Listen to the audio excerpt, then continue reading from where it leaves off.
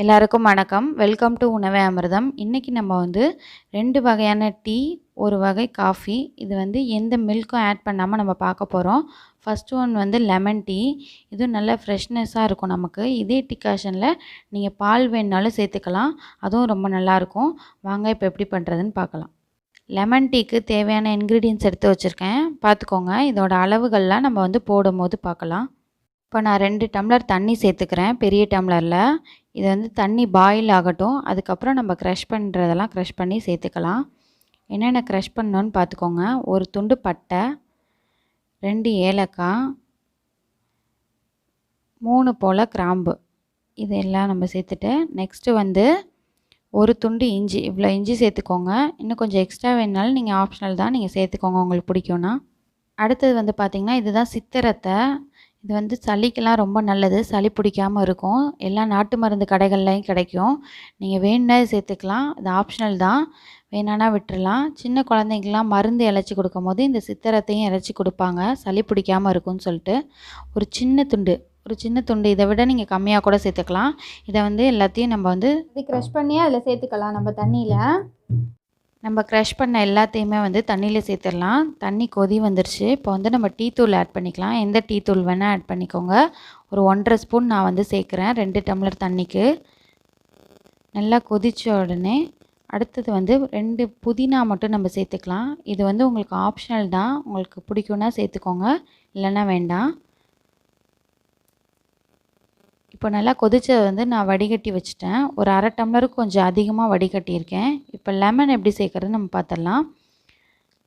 Lemon எடுத்து ஒரு சின்ன பீஸ் மட்டும் கட் பண்ணிக்கோங்க, ரொம்ப பெருசாக வேண்டாம்.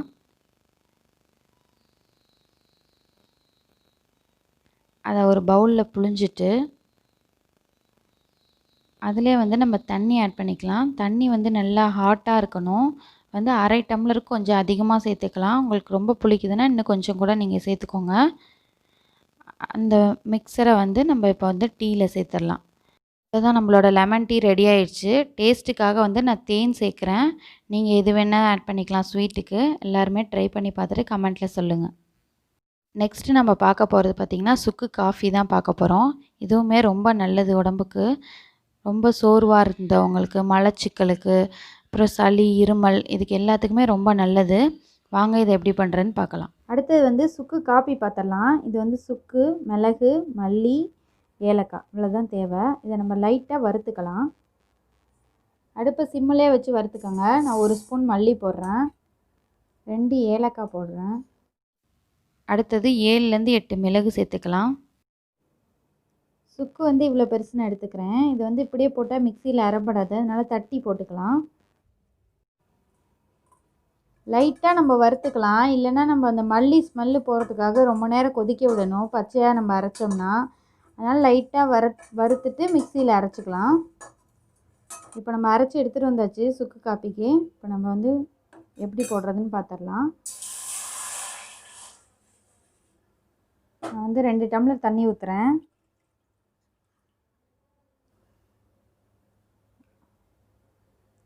ஒன்றரை ஸ்பூன் போல் போடுறேன். இது வந்து பார்த்திங்கன்னா துளசி எங்கள் வீட்டில் இருந்தது. உங்கள்கிட்ட இருந்தால் போட்டுக்கோங்க, ஆப்ஷனல் தான். உங்களுக்கு பிடிக்கும்னா போட்டுக்கோங்க. 2 லீவ்ஸ் மட்டும் போடுறேன். கொஞ்சம் கொதி வந்தோடனே போடுவோம். இப்போ நல்லா கொதி வந்துருச்சு. நம்ம 2 ஸ்பூன் வந்து நாட்டு சர்க்கரை சேர்க்குறேன் நான் வந்து. நீங்கள் திப்பிலி இருந்தாலும் போட்டுக்கலாம், அது கொஞ்சம் காரமாக இருக்கும், கொஞ்சமாக போட்டுக்கோங்க திப்பிலி இருந்தால். துளசியும் போட்டேன். துளசியை சேர்த்ததுக்கப்புறம் 1 நிமிஷம் கொதிச்சா போதும். நம்ம இறக்கி வடிகட்டி குடிக்கலாம். அவ்வளோதான், நம்மளோட சுக்கு காப்பி ரெடி ஆயிடுச்சு. இப்போ லாஸ்ட்டாக நம்ம பார்க்க போகிறது கட்டன் சாயா, இல்லைன்னா சுலைமானின்னு சொல்லக்கூடிய ஒரு டீ தான் பார்க்க போகிறோம்.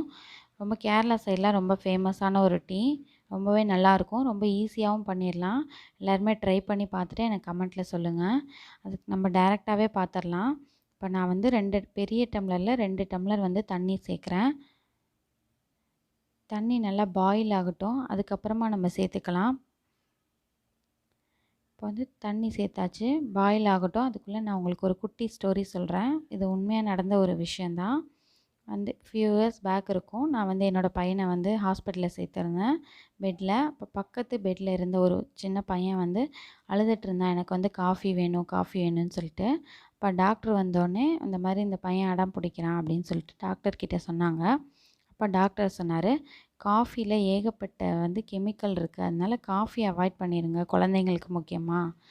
அதுக்கப்புறம் வேணால் ஏதாவது மில்க்கு இல்லைனா ஃப்ரெஷ் ஜூஸு அந்த மாதிரி கொடுங்க அப்படின்னு சொன்னாங்க.